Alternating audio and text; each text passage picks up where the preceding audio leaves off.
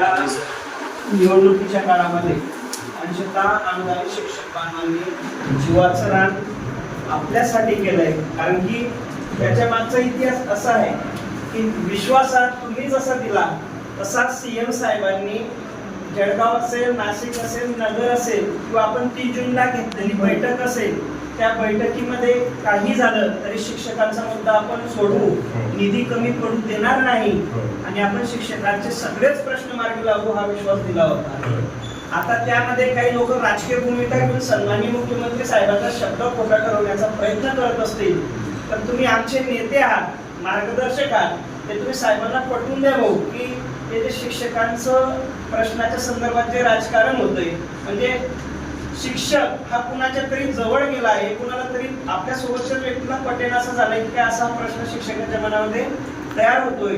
या अधिवेशनामध्ये टप्पावाढीच्या संदर्भात व जे जुनं आपलं सूत्र आहे, पूर्वी जसं एकदा 20% सुरू झालं का 40, 60, 80, 100 मिळायचं प्रतिदिन, त्या सूत्रासंदर्भाचाही शासन निर्णय व्हावा आणि माननीय मुख्यमंत्री साहेबांना पुन्हा मला महाराष्ट्राचं मुख्यमंत्री म्हणून पाहायचं आहे आणि हे सगळं जर करायचं असेल तर हा जो 60,000 संख्येचा जो शिक्षक आहे त्या शिक्षकाच्या पोटापाण्याचा जो 18 वर्षापासूनचा जो प्रलंबित प्रश्न आहे आपण तो सोडवला. तो पाठीमागचं एक थोडंसं उदाहरण देतो की राज्याचे जलसंपदा मंत्री आणि गिरीश भाऊ महाजन त्या काळात होते, त्यांनी अजितदादांना दिवाळीच्या काळामध्ये आताचे जे ग्रामविकास मंत्री गिरीश भाऊ महाजन त्यांनी फोन केला होता अजितदादांना.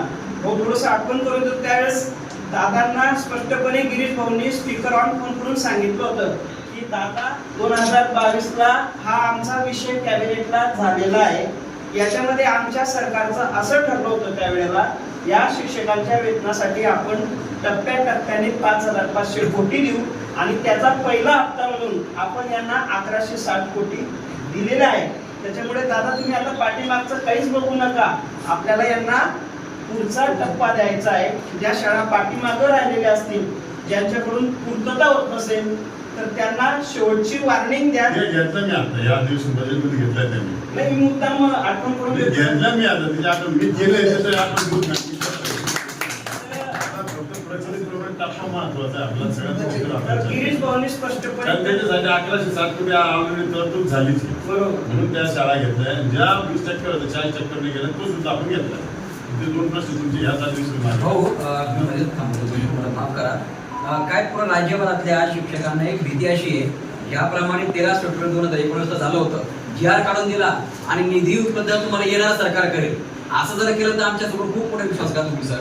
आणि हीच भीती सध्या आहे, म्हणून निधीची तरतुदी आत्ताच व्हायला पाहिजे हे खूप गरजेचं आहे. अन्यथा नाशिक विभागाचे जेवढे काही शिक्षक बांधव सगळे त्या ठिकाणी निराश होते, त्याचा भ्रम निराश होईल आणि आता आमच्यावर एवढा दबाव वाढला की आपलं काम व्हायला पाहिजे. भाऊच करतील, आम्हाला त्याला विश्वास आहे की भाऊंच्या हाताने हे काम होईल, म्हणजे होईलच, तुम्ही निश्चिंत राहावे. परंतु आता हे जे काही बातम्या आहेत की सन्माननीय अजित पवार साहेब आता फाईल वापस आली म्हणे, आता जसं अपडेट अशी आहे अर्थ खात्यात वापस आली. वास्तविक जो निधी मंजूरच आहे 5,500 कोटी, त्याचा तुम्ही पुढचं आपलं द्यायला हरकत काय आहे?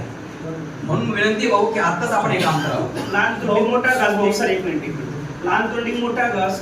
मागच्या वेळेसही आपण 1160 कोटी देताना एका दमात 1160 कोटी दिले नव्हतं. पहिल्या अधिवेशनाच्या टप्प्यामध्ये आपण 275 कोटी रुपये मंजूर केले होते आणि प्रत्येक 3 महिन्यानंतर त्या हेडला आपण पैसा सोडत गेले होते. आज जर समजा मायबाप शासनाची कुठे वित्तीय कारणामुळे 1160 कोटी देण्यासाठी अडचण असेल तर वाढीव टप्प्याचा पहिला 3 महिन्याच्या पगाराची पूर्तता म्हणून आता पूर्वीसारखं जर तुम्ही 300-350 कोटीचं बजेट केलं आणि जर 3 महिन्यानंतर त्या हेडला पैसे सोडले तरी राज्यातील शिक्षकांना 1160 कोटीचा जो आपण पूर्वी निधी मंजूर केला होता तसं पुन्हा करता येतो. म्हणजे शिक्षकांच्याही प्रश्नाचं समाधान होईल आणि मायबाप शासनाने शिक्षकांचं काम केल्यामुळे हे शिक्षक आजन्मी माननीय मुख्यमंत्री एकनाथजी शिंदे साहेब, देवेंद्रजी फडणवीस साहेब व भाऊ तुमच्या सर्वांचे ऋणी राहतील. तुम्ही या संदर्भात लवकरात लवकर बैठक घेऊन आता डायरेक्ट शासन निर्णय झाला पाहिजे यासाठी भूमिका घेऊ.